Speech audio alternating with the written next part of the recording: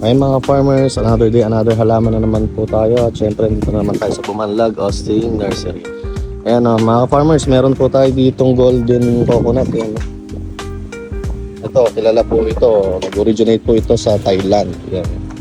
Kilala po ito, madali nyo lang ma-distinguish tong golden coconut na ito. Sa bunga niya talaga, kulay dilaw na. Tsaka minsan, kapag namunga to, sobrang hitik sa bunga. Punong-puno po talaga yung taas ng puno ng golden coconut. Tapos ang po nito, buko po nito, yung tubig po niya, sobrang tamis po niyan. Ano? Sa mga naghahanap po diyan, mga farmers natin, nandito lang po yan sa Bumanlag Austin Seedling Farm. Meron po tayo niyan dito, Barangay Katimon, Gimban, Nueva Ecija.